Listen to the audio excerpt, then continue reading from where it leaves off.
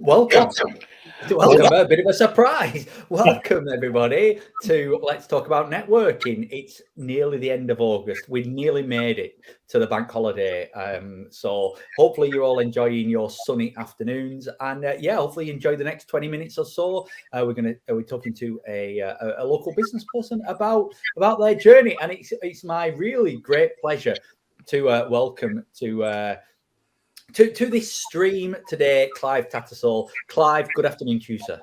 Good afternoon to you, Liam. Are you well? Do you know what? I'm all right. I have to say, I am looking forward to a 3-day weekend. As much as I love my work, I like my rest even more. So, absolutely. Yeah. What are you looking forward to over the weekend?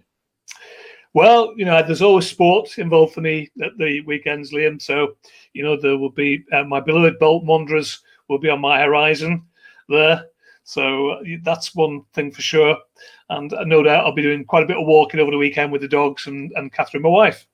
So lovely. Yeah. So I suppose here's the first question, just to mix it up a little bit. And we're going to come on to kind of your business and what you do in a second. But the last 18 months, I think, as we know, has been challenging. And there's been a life without football for quite a lot of it. Indeed. How have you kept yourself then sort of level-headed and focused and sane throughout the last 16, 17 months? Well, it's been, for me, one of the most, if not the most radical period in my life. But I feel that I've adapted extraordinarily well to it. It suits me to do what I do now and have the life I've got. So for starters, Liam, I used to go to the gym on a fairly regular basis as part of my training. That was gone. You rightly said I couldn't go to football. I still do play football as well. So that was restricted. And, I would go stir crazy if I couldn't do something to keep mind and body fit. Yeah. So one of the first things we made a decision to do was build a studio in the garden. And that contains my gym. Equally, we decided, because we've got a daughter who's vulnerable, that we would work from home. She's got diabetes type 1, and we had to consider that situation. The first 2 months, because we are estate agents and our world is property, we were not, like so many other businesses, allowed to trade.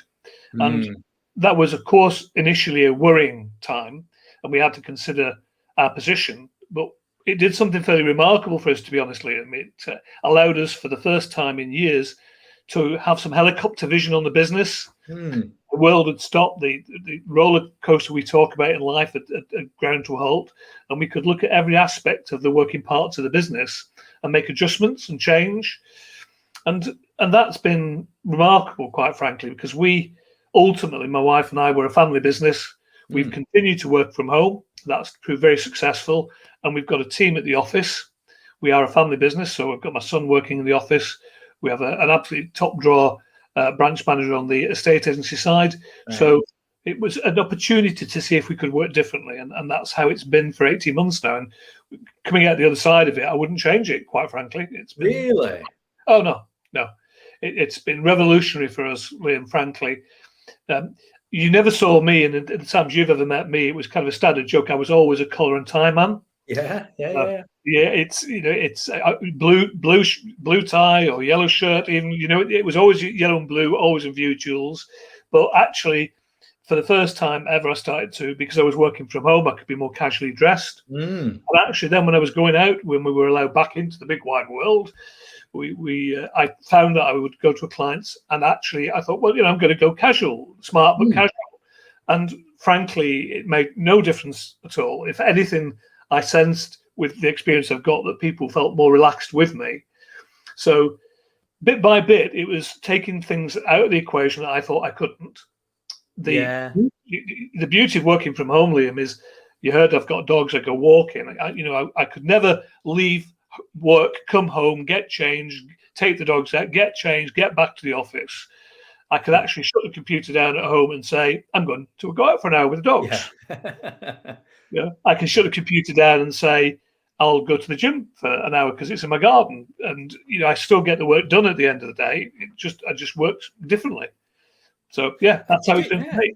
I love that. Do you reflect on the number of years you were in business before last March? Do you reflect and say, well, actually, that was just my learning curve in business. So do you reflect and actually think, but I've probably been doing it wrong all that time? How do you reflect on the period before that?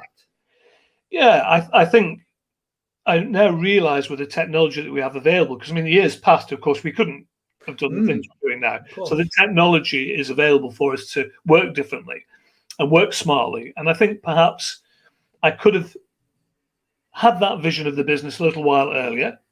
I think sometimes you need a moment in time to stop you and make you think differently. So otherwise, you carry on with habitual patterns. And the patterns were working for us, don't get me wrong, but it took something so serious, a seismic shift, to stop me and actually then think, actually, for the first time proper, I can appraise how I work and whether it is the best for my work-life balance. And that's what it's done. It's made me look at life in a totally different way. So yeah, I think it was a couple of things. The technology has been there for a while, but I hadn't heard of Zoom until it was mentioned by BNI. So for me, it was completely alien territory. But now it's like meat and drink to me. Love that. So let's go back then. Let's talk about the history. One day, did you wake up? You were 15 years old and went, the only thing I wanted to do was sell property, be involved in property. Where did it start, and how have you got to this position? Well, my background was actually completely different, Liam. Right. My childhood passion was and still is paper and print, and I'm a bookworm. I absolutely love my books. I write quite a lot as well, and so that was where my passion was, and that was where I worked. I worked in print and paper technology, and it was going very well for me. I was still a young man, and I was offered a career change to come into the property business. My father-in-law had seen something he felt that could work for the business. It was his business, and invited me along. And it was something I was unsure of because it was a very different world. But a mentor of mine who worked in the industry with me said, "Clive, you've got your qualifications. If it doesn't work out, and it is a great opportunity, then you can come back into our industry." And I didn't think, this was 1981, Liam. I didn't think 40 plus years later, I would still be doing this. So it was a bit of serendipity. Life took me in that direction, quite frankly, from a different world altogether. Love that. And I mean, print. Do you reflect on print as now being a dying art, or is there's still value in that? Is it something that when you maybe put up your surveying hat for the last time, you'd want to go into even as a hobby? I'm not sure what you're. I mean, the world of print has changed dramatically. I mean, it's digital print now, and literally someone can be given an order in somewhere in China and be printing a job for someone in Blackburn, for example. The whole process was very hands-on and very physical when I was in the industry. And I loved the smell of the print shop. It was something that will always stay with me. But no, I wouldn't go back into that industry anymore. The dynamics have changed, and the technical aspects to print are so different. You can print on anything, anywhere, any place now. So, but yeah, it's moved on far ahead of me now. So I'll stick with the world of property until I decide that I'm moving elsewhere. So, what about the business right now then? What does the business look like right now? What's kind of we know each other through relationships and networking. What does the business look like right now? What's kind of an ideal referral look like to you? What areas do you consider? Tell us about the business right now. Well, estate agency has gone online. It's that simple. People don't go to estate agency offices anymore. They don't look in the newspaper for adverts of properties like they used to. It's literally you go online. Everything you need is at your fingertips. The schools that you want to research, the properties, obviously the areas and every facility that you might want, sports and so on. So it's been fantastic for us because we've been stereotyped in our industry, not just us, but other independent estate agents, that you operated in a postcode and that was your territory. However, going online allows you to be like a boutique service and you can cover a much wider field. So I would never have considered again some years ago selling property in my old hometown of Bolton. But I'm saying at the moment we have one of their biggest transactions is in Turton and Edgeworth, a 40-acre farm, and that that came through BNI, I have to say, and it's a great piece of business for us, and actually very straightforward for us to deal with, because we most of what we do in terms of the actual negotiations and so on are online. The viewings, obviously, we still go out there. So that for us has been remarkable, actually, Liam, and it's broadened our scope.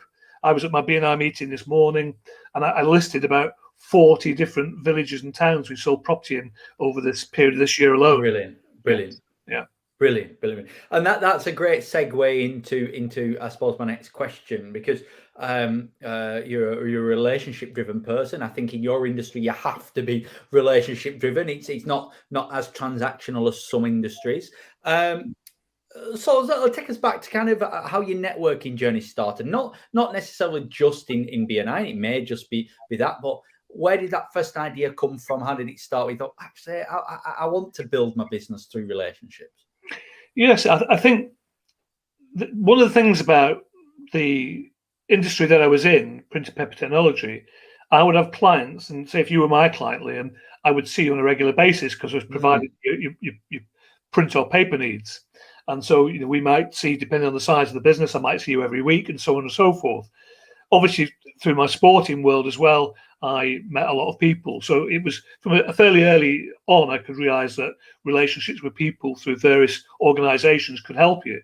When I came into the estate agency, one of my colleagues actually said to me, would you like to come along to a round table event? And that's really where my first networking experience came along, because it was said to me, it's not about business, it's about people giving back to the communities and sharing some fellowship. That's the spirit of it. But I very quickly learned that as the relations built within that organization, that there was business being exchanged between people. So for me, that was a light went on, a light bulb moment, if you like. And then as the years have gone by, I've been involved with various organizations. I've been involved with a trade association, being the chairman of that trade association as well. And then, of course, BNI. That was a big move for me, actually. And that was an architect, actually, a chap called Nick McGoldrick. And he said to me, how would you like to come along and meet a group of business people who help and support each other? And actually, Liam, that resonated with me straight away, because one of the huge things I missed from when I was in the printing world was I worked for some large corporations, and the fellowship that you got through working in those businesses, the teamwork you got through that business life, the training I got through that business world, I missed terribly when I came into Jules. And I wanted to do something about that. And so that sort of, well, that sounds interesting. There was one catch, of course, because Nick said to me, he said, the only problem is, Clive, he said, we meet at 6:30. And I said, it's not a problem, Nick, because I do a lot of evening work anyway. And, and he said, oh, no, Clive, no. 6:30 in the morning. I have to tell you, Liam, estate agents don't do 6:30 in the morning. Absolutely, you don't. No. But I mean, it must have been a decent. I mean, were you the kind of person that you went to the meeting that you were invited down to, and you thought, wow, this is it? Or did it take a bit of time to get used to that? What were your first few weeks like?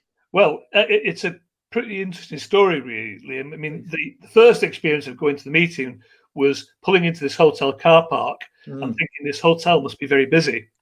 Because at 6:30 in the morning, the car park was full. So I thought, when I got inside, I could hear this noise, this buzz, and this energy. And so I thought, what is going on here? I've never seen anything like it in my life. And it felt like sort of, are people on something here? Is it some secret society that I don't know about, and so on? So I went along. I pretty much determined that this was a way that I could develop the business. I have to tell you, Liam, it didn't work. Yeah, it didn't work because I now know what the disconnect was, because I did it for 2 years and I put a lot into BNI in my first round, but I didn't seem to be getting a lot back. And so, well, but I was sold on networking, and the reality is that the world wasn't ready for a estate agency online. I considered that it might be. People were still stuck on thinking it had to be a high street estate agent. Members at that time were perhaps needed to be educated better. And there's the thing, Liam. They needed to be educated better. What I didn't do in those first 2 years, I never missed a weekly meeting. I was always on time. I gave it a lot of work. But what I didn't do, Liam, was very many one-to-ones. Interesting. Now, I left. And perhaps I should have been stopped from leaving. But that was a reality. And it was only in 2017 that someone, a lady called Joanne Hunt, who's a great friend of mine, who has a kitchen business, Appleton Kitchens. She said, Clive, I need to sort of grow my business. I'm putting a strategy together. What do you recommend? And I said, well, actually, I know an organization. It didn't work for me, Joanne. It didn't work for me, but I think it would work for you, because it's the sort of business people resonate with. So I found a BNI chapter for her. She joined. She began to do well. We kept in contact. And then she phoned me one day with these immortal words. I know, Clive, that you've had your BNI experience and you won't want to join, but I really want to get some visitors along. Would you do me a favor and come along as a visitor? And that was in 2017, Liam. And BNI itself was just going online with the apps and everything. Yeah, I remember. And I sat in this meeting thinking, this could be a game changer. Right. This could be a game changer. And I will tell you, Liam, it was the best decision I've made in my 40 years in the estate agency to go back. I also learned from my mistakes, because what I will say to anybody who's listening to this, it is the gold standard is one-to-one. We can have our weekly meetings, we can do the education. The one-to-ones are the way that you will gain, and not just one-to-ones with your chapter members either. It's there's not a week goes by now where I do not get business from BNI. Brilliant. I mean, that was going to lead me on to a question about what are they. Whilst we can wax lyrical about what it's done for us in terms of networking, and there's things talking about personal development and how we present ourselves and etc. But I'd like to actually focus on the 4 Ps of maybe networking, and you've probably already highlighted the main one is that going to your meeting, whatever networking meeting you're going to that is fine. But it's having an action plan from that meeting and saying, well, what do I want to do with these contacts? Is there any other 4 Ps that you think people may be watching this going, oh, I'm not quite sure. What should I do? What shouldn't I do? What are the things that a couple of things that maybe people shouldn't do when they go networking? Well, it's a good question. What they shouldn't do is go just expecting they're going to get work. I think some people come in thinking, right, hands out. Yes, please. So what they shouldn't do is take for granted that business will come to them. You've got to do one of the core values. You've got to build the relationships, and it's like life in that sense, isn't it? The people of the know, like, and trust. We've got to have that. And I think some people have even heard it said, I'm not getting much out of BNI, but they've actually, the one-to-ones, of course, are massive in relationship building. And you only have to look at the traffic lights in BNI, and I'll look down and think, well, that person's telling me about not getting enough. And I look at their one-to-ones and I can tell immediately they're not doing enough to get that relationship built. So it's very easy for me to turn around to someone then, Liam, and say, learn from what I did wrong. Yeah. I will tell you now the difference. And, there's the story. 2 years in BNI without very much at all. Oh, by the way, there's a subtext. I left BNI, and because I didn't get very much, within 6 months, I got a huge amount of business. So it was the biggest piece of business I've had in years. And it's like, oh, have I left too soon? So it is definitely build the relationships. Don't take anything for granted. It's really important. And to do it all with integrity as well, of course. Of course, of course. 20 minutes goes by very quickly, Clive. I do want to touch on one thing just for a minute is what does, or two things. Where can people go to find out more about Jules? And actually, before that, what does the future of Jules look like? Well, again, thank you for the 18 months that we've had to have the helicopter vision on our business. The way we're doing it, because I'm 65 now, I've been at Jules over 40 years, so it's an incredible journey. I have to think differently. I've got family working in the business. So the way that we're doing it, I've brought in Jane, who's my branch manager on the estate agency side, Jamie, my son, who runs the property management side, and I'm gradually handing the reins over to them. And I specialise in residential land and development, which I think you know a little bit about, Liam. I intend to carry on with that. So we've got the structure in place to work with that. We found Jules Estate Agents we've obviously got our own website.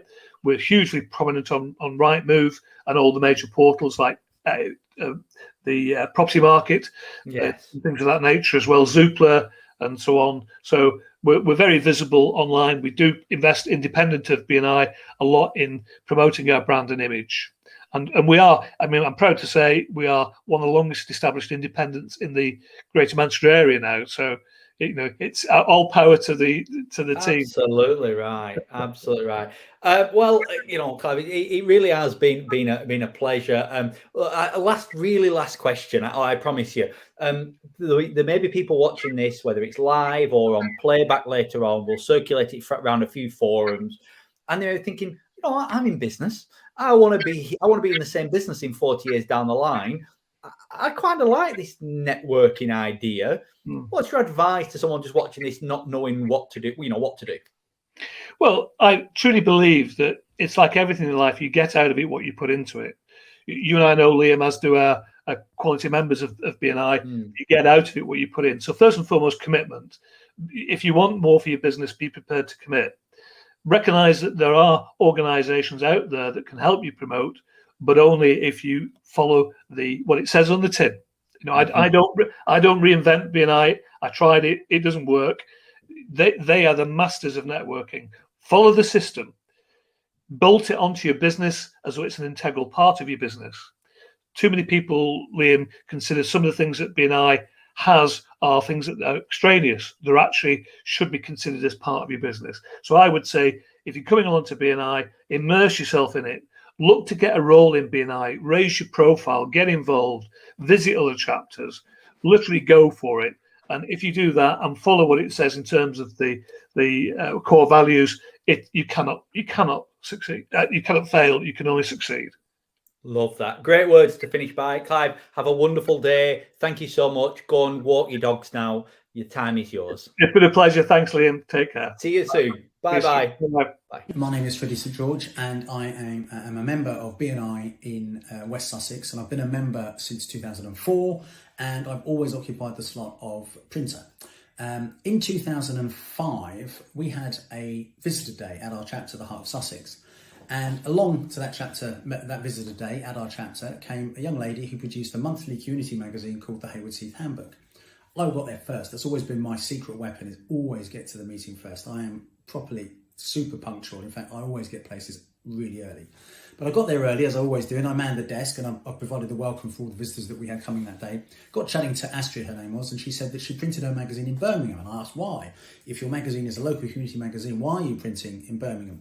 And she explained that she belonged to a license organisation called MyMags, and there was hundreds of these magazines around the UK. So we ultimately managed to get her in, and we started printing her magazine, which was brilliant news for us because that meant a turnover of £1,000 a month coming in every month as a result of BNI. So my partners at that point were like, wow, this is amazing. And it was the first kind of foray we'd had into networking and referral marketing as we did with BNI. Fast forward a little bit, and I went up to Birmingham to see the licensor of MyMags, and I pitched to them an idea that we would upgrade their magazines from A5 to B5 at no cost, that would take them from mono throughout to colour, full colour throughout at no extra cost, and that we would also offer them an incentive, and it was a brilliant incentive at the time. Print 12 consecutive editions with us, and we'll print your 13th for you for free. That was just the beginning of a tsunami of inquiries and then business. And ultimately we started producing, we ended up producing 70 of these magazines on a monthly basis. It was just incredible. Fast forward a little bit longer, a bit further into the future, and I went up to see the licensor, who was telling me that he had a new plan, a new idea for a business, and it was called Raring to Go. And it was a quarterly magazine aimed at families with primary school children, what to do and where to go. And would we be interested in printing these magazines? And of course, hands straight in the air, I said, absolutely. And that was the interesting thing, that business started, that was worth about £800,000 that first year of printing, because these magazines were bigger in terms of page count and volumes. They were between 10 and 15,000 copies per edition, and they sold 70 franchise areas in the first 6 months. It was just incredible.